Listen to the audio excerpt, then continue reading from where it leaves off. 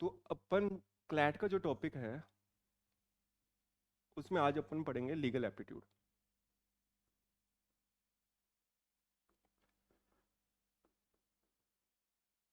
अब जो legal aptitude है, जब मैंने क्लैट दिया था तब उस टाइम होती थी इसकी वेटेज 50 मार्क्स। 50 मार्क्स में ये दो पार्ट में डिवाइडेड था, एक तो 35 और दूसरा 15। अब इन दोनों में क्या फर्क है, जो 35 मार्क्स में वो लोग क्या करते थे, प्रिंसिपल फैक्ट्स वाले क्वेश्चंस पूछते थे। एक पैसेज दिया होता था अपन को, उस पे अपने को एक लॉ गिवन है, वो लॉ को यूज करके अपने को अप्लाई करके जो मोस्ट अप्रोप्रिएट ऑप्शन है ना, उसको अपन को चूज करना है। लेकिन अब क्लैट ने नए पैटर्न में क्या कर दिया, नॉलेज बेस्ड वाले क्वेश्चंस को बंद ही कर दिया। अब नॉलेज अपनी चेक ही नहीं होगी, अपने से ये नहीं पूछेंगे कि सेक्शन 420 क्या है, ये वाला केस लो क्या है। जैसे मेरे को ध्यान है कि एनएलयू दिल्ली का जब मैंने पेपर दिया था तो उसमें उन्होंने पूछा आर्टिकल 1 में क्या डिफाइंड है। अब अपने से ये नहीं पूछेंगे कि आर्टिकल 1 में क्या डिफाइंड है, अपने को ये दे सकते हैं कि भाई आप ये बताओ ये आर्टिकल 17 ये होता है। अगर अपने इसको अप्लाई करें तो इसको अपन अप्लाई करके कौन सा मोस्ट प्रोबेबल सिचुएशन निकलेगी। ठीक है, एक चीज तो ये। दूसरी चीज, अपने को जब भी अपने ये पढ़ेंगे तो अपने को ये चीज का ध्यान रखना है कि अपना सिलेबस क्या है। कि जैसे सपोज करो, अगर अपने पढ़ रहे हैं तो अपने को ये तो पता होना चाहिए ना कि इस वाले पेपर में अपने को क्या क्या चीजें हैं जो अपने से पूछी जाएंगी। अब उसके लिए अपने एक फटाफट से, आप सब भी नोट डाउन कर लेना, अपने एक सिलेबस का पहले बना लेते हैं कि ये चीजें हैं जो अपने को पूछी जाएंगी और ये चीजें अपने कैसे कवर करेंगे। तो हेडिंग डालो सभी,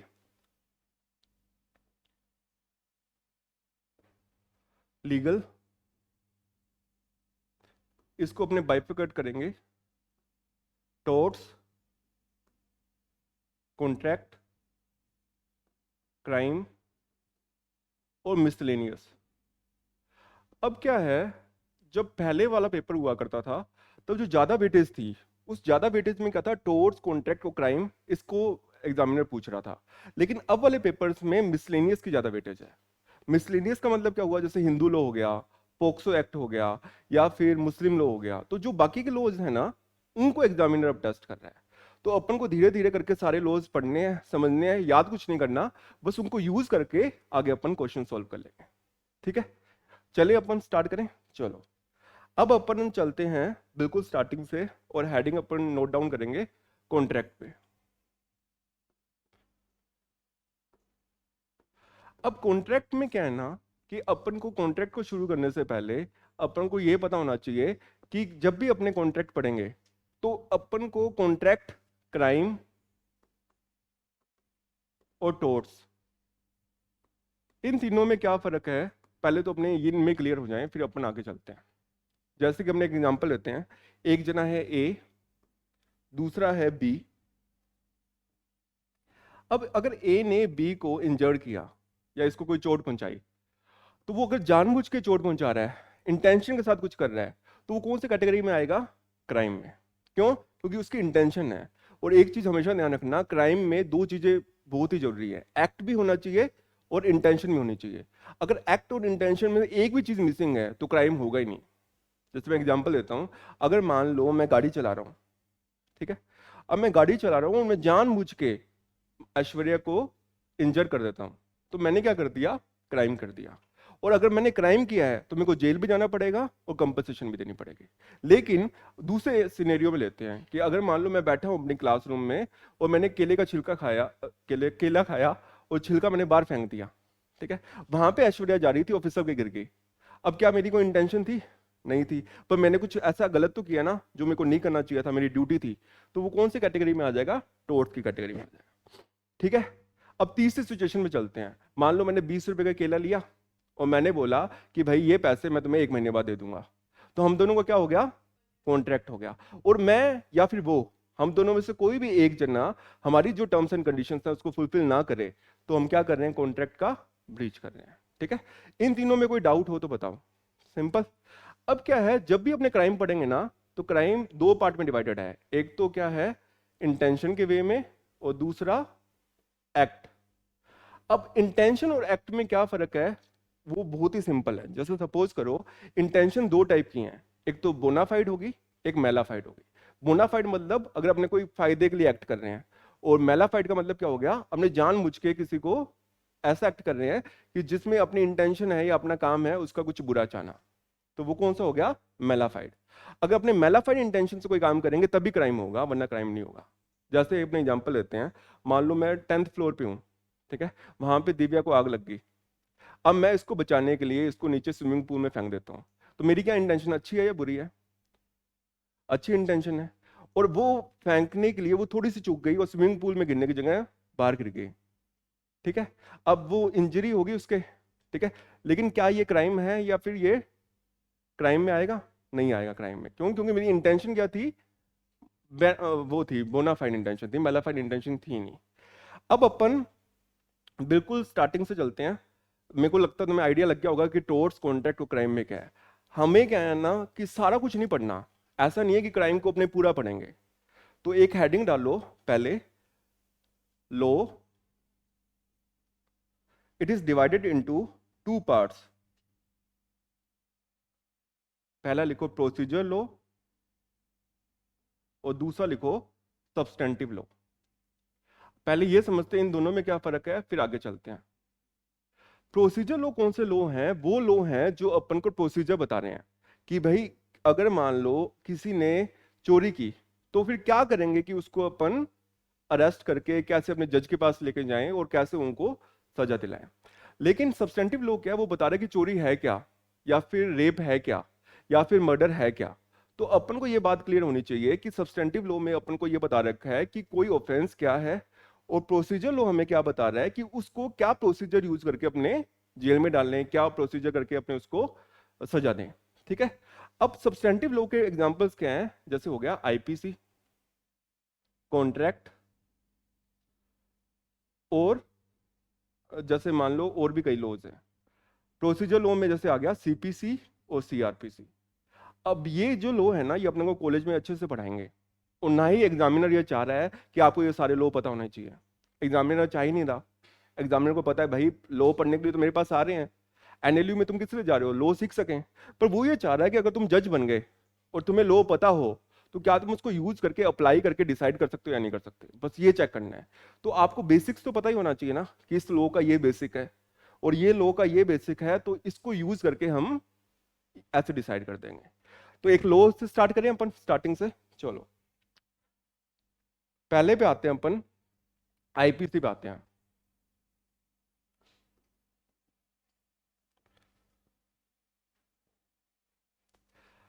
अब एक दो लॉज हैं, एक है थेफ्ट और दूसरा है एक्सटोर्शन।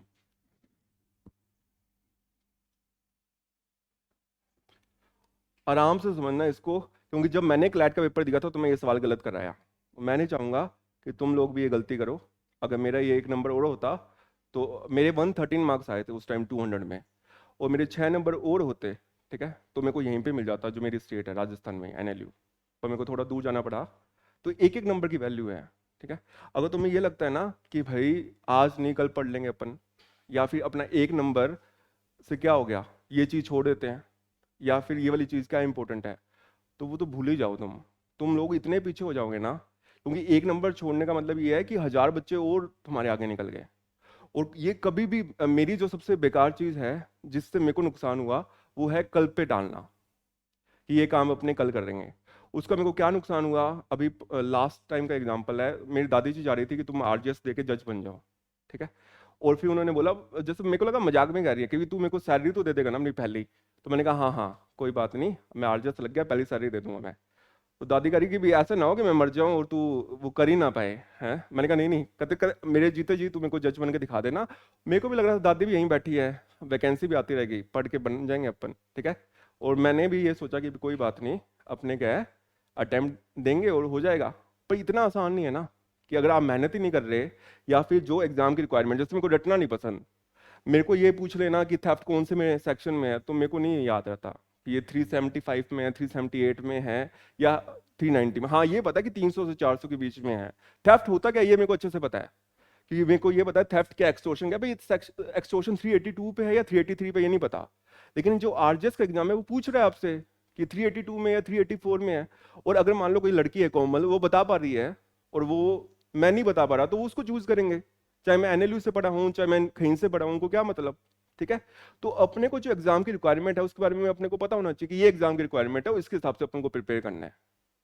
अब क्या हुआ कि वो पेपर मेरा नहीं निकला, ठीक है। तो दादी जी ने ये नहीं बोला कि भाई, दादी जी बोलती कोई बात नहीं यार, कि जैसे होता है ना कि यही गिने चुने बच्चे जो फिक्स होते हैं इनका हो जाता है। मेरे को भी पता है कि दादी जी भी कह रही हैं कि इसको बुरा ना लगे इसलिए, लेकिन उनकी डेथ हो गई पिछले 2 महीने पहले अभी। फिर मेरे को लगा, मैंने कहा यार जिस दिन डेथ हुई कि ये एक ही तो चीज़ मांगी थी। और हमारे पास भी क्या है ना, हम कितना भी बड़ा कर लें पर हमारे पेरेंट्स के सामने हम करके दिखाएं तब भी तो मजा है।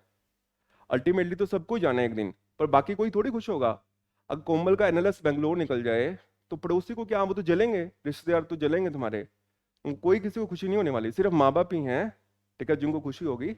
बाकी सब सेकेंडरी हैं। उनको पता है कि भाई ये जल हो गए तो वो गालियां निकालेंगे अपने बच्चों को कि देख देख वो निकल गई, कोमल निकल गई, तू सोई थी है। और वही आएंगे फिर। नहीं, और नहीं होता ना तो दुनिया मजे लेनी है। पर अपन को क्या है, अपने हाथ में पढ़ना है, ठीक है। और एग्जाम में जो पूछ रहे जा रहा है वो अपन को अच्छे से प्रिपेयर करना है, इतना ही तो है। और इसमें क्या है कि अपने को किसी पर डिपेंडेंट नहीं रहना पड़ रहा। अब मैं कोचिंग चला रहा हूँ तो मेरे को इतने लोगों पर डिपेंडेंट रहना पड़ रहा है कि एक भी गड़बड़ी कर रहा है ना तो मेरे पे ब्लेम आ रहा है उसमें। पर पढ़ाई में तो ऐसा है ना कि अपने नहीं पढ़े तो अपने पे ब्लेम है पूरा, और अपने पढ़ गए तो अपने पे सक्सेस। अब जैसे मान लो 5 टीचर्स हैं, अब मैथ वाला ढंग से नहीं पढ़ा रहा तो पेरेंट्स को फोन कर देंगे कि सर मैथ का टीचर नहीं पढ़ा रहा आपका, हम चेंज कर रहे हैं कोचिंग। और उसके लिए भी मेरी लाइबिलिटी है ना। या फिर कुछ एक पंगा हो गया क्लासरूम में, मान लो सपोज करो सफाई नहीं है या कुछ ऐसा नहीं है, वो तुम आए वहां पे वॉशरूम साफ नहीं है, ठीक है, तो तुम मेरे को बोलोगे तो कितने लोगों की चीज है अब। लेकिन पढ़ाई तो एक ऐसा है ना कि मेरे को किताब उठानी है, मेरे को कॉपी उठानी है, पेन उठाना है, कर लेना है, ठीक है। और अब भी है ना बहुत मुश्किल लग रहा है अपने को, लेकिन जब एक एज हो जाएगी ना आगे जाके तब लगेगा यार कितना सही था। अभी मैं एक यूट्यूब पे वीडियो देख रहा था, उसमें कुछ कमेंट सेक्शन में एक जने ने कमेंट कर रखा, ये लिटरली उसने ये लिख रखा, I wish I would be of 20 to 25 age group, ठीक है। और उसकी एज हो चुकी थी 40-45, कि मैं भी नीट या आईआईटी या फिर क्लैट या ये एग्जाम पढ़ के अच्छी अपनी लाइफ सुधार सकता, बाद में मौका ही नहीं मिलेगा, ठीक है। अभी अपने को मौका मिला है ना, और हमारे पेरेंट्स पैसे खर्च कर रहे हैं, तो हमको ग्रेटफुल होना चाहिए कि उन्होंने दे दिया हमें मौका। नहीं तो ऐसे ऐसे लोग बैठे हैं, ठीक है, जो बेचारे चाह रहे हैं पढ़ना और सक्सेसफुल होना चाह रहे हैं, उनके पास है ही नहीं कुछ, अपॉर्चुनिटी नहीं है। तुम्हारे माँ बाप ने हमें यहाँ पे बैठा दिया ना तुम्हें यहाँ, तो उनके कितने पैसे उन्होंने सेक्रीफाइस करके कि भी कमाए हैं पहले, और फिर वो यहाँ जमा करवा रहे हैं ताकि तुम्हारा फ्यूचर सिक्योर हो जाए, ठीक है। तो अपन को वो चीज़ का ध्यान रखना है और अपन को वो अचीव करके शो करना है। अल्टीमेटली नहीं भी होगा ना तो भी वो कह देंगे कोई बात नहीं, नहीं हुआ, पर अंदर से तो दिल दुखेगा ही उनका अपना भी। आईलेट का पेपर था, एनएलयू दिल्ली का पेपर, मैंने कुछ तैयारी नहीं की, ठीक है। मेरे को पता था कि इसमें नहीं होना, और मेरे को ये भी पता था सीट्स भी एक कम है और अपने ने मेहनत भी नहीं की है। लेकिन जब रिजल्ट का बारी आता है ना तो आदमी को होता है क्या पता भाई भगवान ने कुछ ऐसा कर दिया और तुक्के बैठ गए और नंबर आ जाए अपना। तो रात दोपहर के 2 बजे थे, मेरे को पता था कि आज रिजल्ट आने वाला है। पापा खाना खाते वक्त पूछ रहे हैं कि भाई अंकुश वो आईलेट का रिजल्ट आ गया क्या। अब मैंने कहा नहीं नहीं अभी आने वाला है, अभी नहीं आया। एनएलयू दिल्ली के लिए होता है आईलेट का पेपर। तो फिर क्या हुआ, 3-4 बजे उस पर मैसेज आया एक लड़के का फेसबुक पे, स्कोर AIR 1 आईलेट। मैंने कहा भाई ये तो अपना दोस्त ही था, इसका AIR 1 आ गया है। तो मैंने कहा क्या पता इसका हो गया, ठीक है। तो अपने कहीं 120 की लिस्ट में हो। मैं PDF स्क्रॉल कर रहा हूँ उसकी आईलेट की, उस टाइम कुछ 16,000 लोगों ने भरा था, पहला पेज निकल गया 50, उसमें आया ही नहीं। पता तो था ही पेपर हमने दिया ही नहीं है, फिर 50 से 100 उसमें भी नहीं आया। फिर 120 सीटें थी ना, जब 150 हो गया ना फिर मैंने कहा भाई ये तो अपने खत्म ही हो गया पेपर। फिर मैंने देखा आगे जाके 500-600 कहीं रैंक नहीं है, कोई 1700 रैंक पे था, ठीक है। मैंने कहा कोई अपने ने ऐसे भी नहीं है कि थोड़े बहुत अपने नंबरों से रहे हैं, अपने तो बहुत ज्यादा नंबर से रह गए। फिर मेरे को लगा कि फिर मेरे को अंदर से मैं क्या सोच रहा हूँ, मैंने कहा चलो 120 सीट थी, 121 वाले के साथ भी तो बुरा हुआ है कि कम से कम वो तो बेचारा किनारे पे रह गया, अपने तो दूर रहे हैं, मैं ये सोच रहा हूँ। अल्टीमेटली क्या हुआ ना, ये सब तो हो गया पर मैं खुद को ऐसे रो रहा हूँ जैसे मैंने खूब मेहनत की है और मेरा नहीं निकला। और मैं ऐसे कि मेरे मन में ऐसा है कि मैं बदला लूंगा इनसे, ठीक है, कि दोबारा कुछ ऐसे करके या बड़ा करके कि मेरे को ये गेस्ट लेक्चर के लिए बुलाए हैं एनएलयू दिल्ली में, फिर मैं बोलूँ मेरा एनएलयू दिल्ली में नहीं हुआ था पर इन्होंने मेरे को गेस्ट लेक्चर के लिए बुलाया है और ये डायलॉग मारूंगा कि इतना बड़ा कुछ करना है। अब क्या हुआ, ये सब तो मैं खुद को बोल लिया, अब पापा और सो रहे हैं, उनको क्या बताएं कि भाई नहीं हुआ है। वो रात को फिर मिल गए, अब मैं सोचा सो के इनको क्या मूड ऑफ करें, नहीं हुआ है, जब तक नहीं पता लगता कोई बात नहीं। अल्टीमेटली क्या हुआ, रात हुई, रिजल्ट आ गया पर मैंने बताया ही नहीं। मैंने कहा अपने मूड ऑफ हो जाता है कोई बात नहीं, इनका तो खुश खुश है, इनको रहने देते हैं खुश खुश। सुबह भाई अखबार खोल रहे हैं, कि चाय बेचने वाले का निकला ये, जो ये अखबार वाले तो यही है ना, या डोसा बचाने बेच अखबार बेचने वाले का ये। तो आप कहते हैं आईलेट का रिजल्ट आ गया, मैंने कहा मेरे को पता ही नहीं था, मेरे को पता है। अब घर वाले तो एक्साइटमेंट में ना, तुम कितना ही बुरा कर रहे हो लाइफ में, कितना ही वो, उनको ये भरोसा है कि हमारा बच्चा भाई ये निकाल सकता है। तो मैंने कहा पापा कहाँ होता है, अब मेरे को पता है मेरा हुआ ही नहीं है। मैं कह रहा हूँ पापा कहाँ अपना नंबर आता है, 120 सीट्स थी ये, पापा कहते नहीं नहीं, तू देख तो सही। मैं ऐसे नाटक कर रहा हूँ उस टाइम के, भाई देखो अरे नहीं हुआ, जैसे कि अभी निकला है। तो वो घर वाले कह रहे हैं कोई बात नहीं, नहीं हुआ। पर मेरे को ये उस दिन मेरे को ये समझ में आ गया था कि हम लोग है ना दुनिया को मूर्ख बना सकते हैं, पर खुद को मूर्ख अपने जब तक बनाते रहेंगे ना, उसका कोई मतलब ही नहीं है। कि अपने खुद को ही झूठ झूठ बोल बोल के कि ये नहीं। अभी सर बैठे हैं, सर ने मेरे को कल परसों ये बात कर रहे थे कि एक दिन अपना खराब हो रहा है ना, तो अपने को फील होना चाहिए भाई आज का दिन निकल गया, कुछ भी नहीं गया, होना चाहिए ये वाली बात कि भाई एक दिन निकल गया। क्योंकि अल्टीमेटली जब वो अभी तो कुछ नहीं है, अभी तो मुझे लग रहा है दिसंबर को पेपर है अपना, और अपने क्या है अभी इतना टाइम बचा है अपने पास, या अपने अभी मई में सीयूटी का पेपर है कि जब टाइम निकलता है ना भाई, तब वो ऐसे भागता है टाइम, फिर अपने को समझ में आता है कि कुछ है ही नहीं। मेरे को अभी भी ध्यान है, ये तो चलो तुम्हें ऐसा लग रहा हो ना कि +2 वाली एज में ऐसा है। अभी मेरा पीएचडी का पेपर था एनएलयू पटियाला में, ठीक है। वो पेपर में क्या हुआ, 6 बुक्स थी, 6 सब्जेक्ट, ठीक है। और मेरे को 6 महीने पहले पता था कि ये 6 पेपर आ रहे हैं, और मैंने हीरो की तरह एक कॉपी ली, उसमें मैंने लिखा कि जैसे मान लो 6 मान लेते, इंग्लिश 1 महीना, मैथ्स 1 महीना, जीके 1 महीना, जैसे मान लो कुछ भी है, रीजनिंग 1 महीना, पांचों मैंने ये कर दिया 6 महीना। मैं एकदम सुकून से, मैंने कहा ये सही सेट हो गया, 6 सब्जेक्ट हैं, 6 महीने, रोज एक एक महीना करेंगे, और 1 महीना रिवीजन का भी रख लिया। अच्छा 5 सब्जेक्ट होंगे, 1 महीना रिवीजन की, ये महीना सारों का रिवीजन कर देंगे।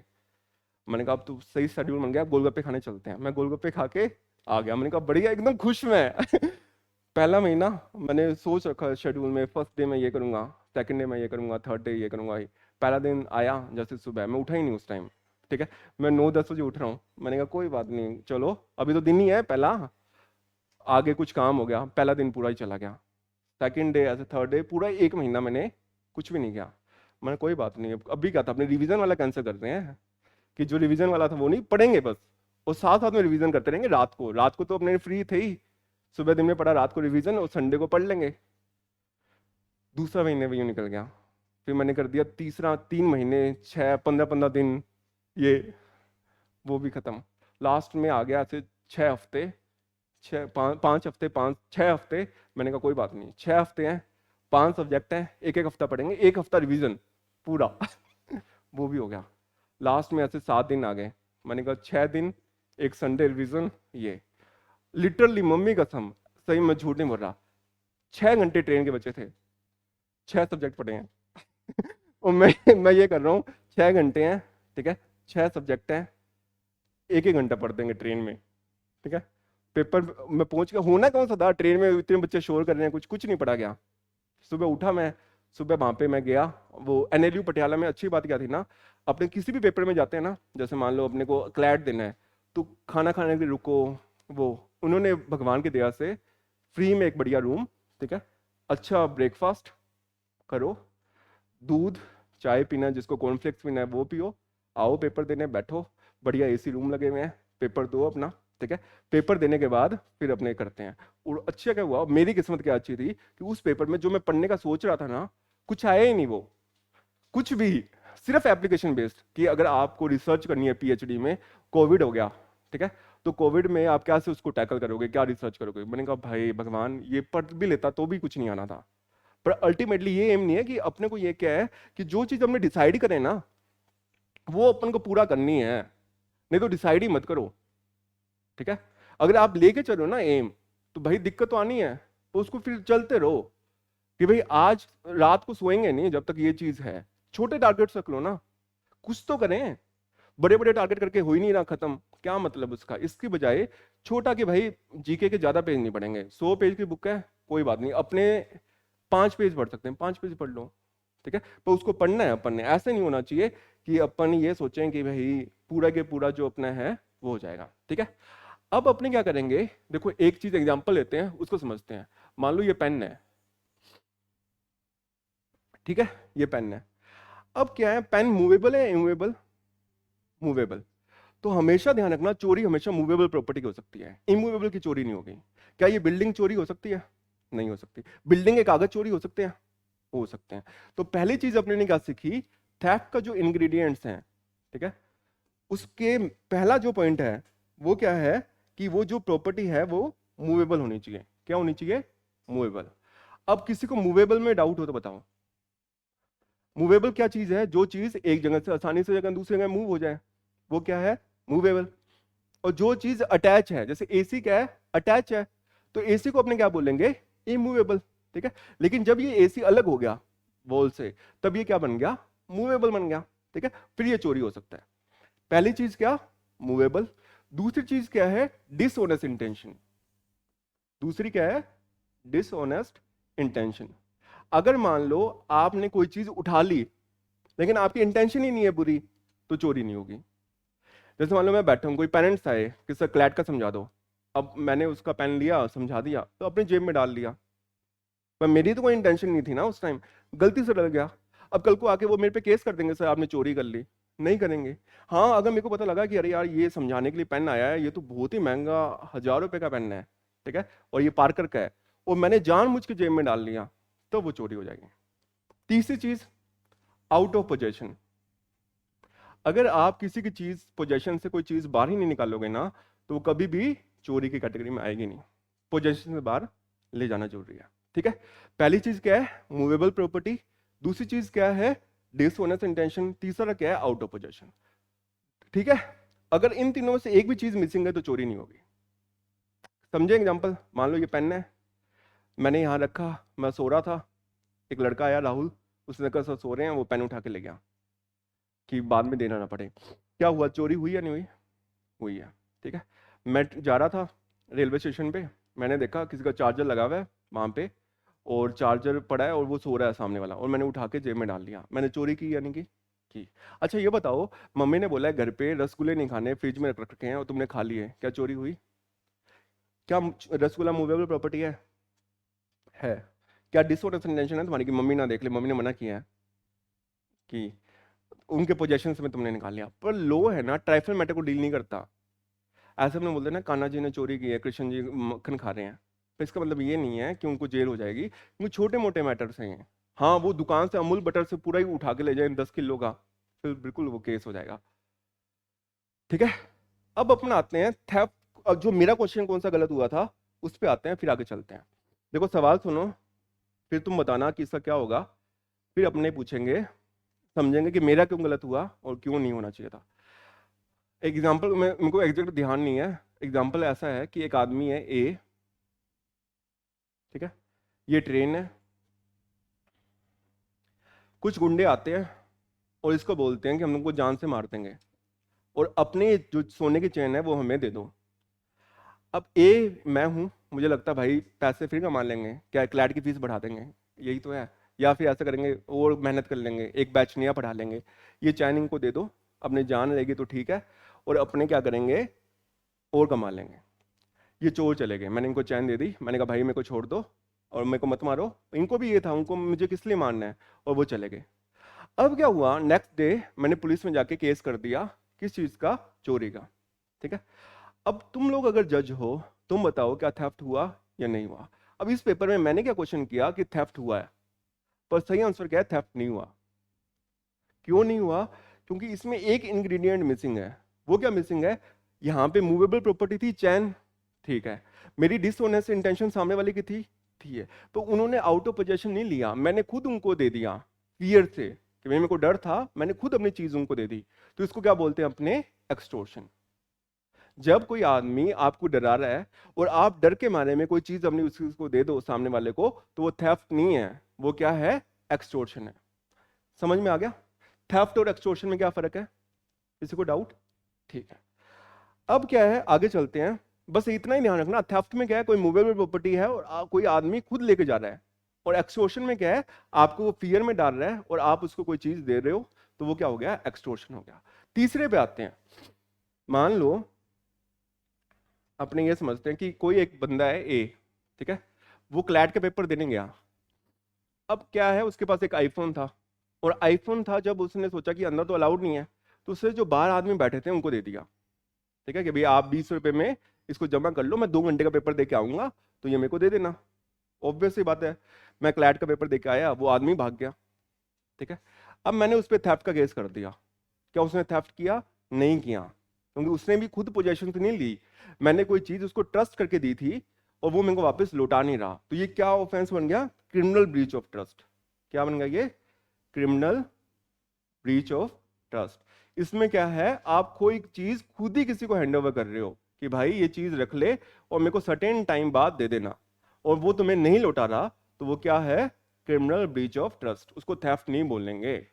कभी भी अपने होता ना कि जैसे मान लो अब कोमल को शादी में जाना है, उसको कुछ लहंगा पहनना है, तो उसने बोला दिव्या को, दिव्या ये लहंगा मुझे दे दे तू, और मैं शादी में जाने के बाद तेरे को वापस लौटा दूंगी। अब इसको इतना पसंद आ गया, दे ही नहीं दी, तो कोमल ने थेफ्ट नहीं किया है, कोमल ने क्या किया है? Criminal breach of trust. ठीक है, तीसरे टॉपिक पे चले। तीसरा लिखो, मिस एप्रोप्रिएशन ऑफ प्रॉपर्टी। तीसरा क्या है? Miss appropriation of property. बहुत ही सिंपल है मिस एप्रोप्रिएशन ऑफ प्रॉपर्टी। इसको बस इतना समझना है कि अगर मान, एक एग्जांपल लेते हैं, चलो फिर समझ लेंगे। तो लिखाई मेरी माशाल्लाह है, ठीक है। मिस एप्रोप्रिएशन ऑफ प्रॉपर्टी क्या होता है? जैसे मान लो अपने मंदिर में गए, ठीक है। अब वहां पे मंदिर में गए तो वहां पे क्या था, कुछ अपने ने शूज उतारे और अपने अंदर पूजा करके वापस आ गए।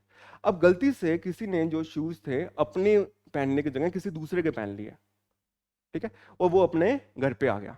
लेकिन जब घर पे आया तो उसने देखा यार ये तो अपने शूज ही नहीं है, तो उसको बाद में पता चला ये शूज अपने नहीं है, लेकिन ये तो बढ़िया है, मैं तो ये नकली पहन रहा था, ठीक है, ये तो नाइकी के हैं, स्नीकर्स हैं जो 15,000 के आते हैं, और मेरे तो थे ही 50 रुपए के, 50 के तो क्या होंगे, 150 के, और ये 15,000 वाले हैं।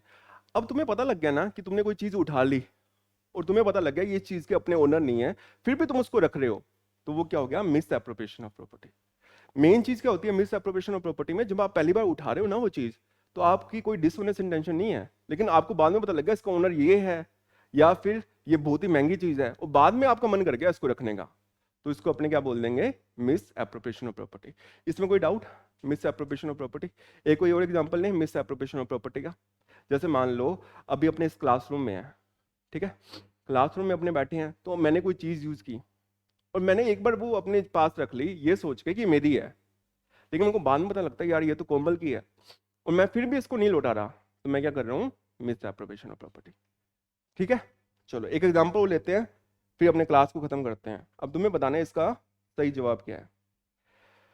चलो, एक जना है, एक घर है, इस घर में क्या हुआ ना, एक आदमी था, राम, रमेश, ठीक है। राम क्यों नहीं लिया मैंने? क्यों? राम अपनी क्लास में है इसलिए राम नहीं ले रहे, ठीक है। रमेश की डेथ हो गई, ठीक है। अब क्या हुआ, रमेश की डेथ हो गई, तो रमेश की बॉडी घर में पड़ी है, ठीक है। अब उस घर में कोई नहीं था उस टाइम।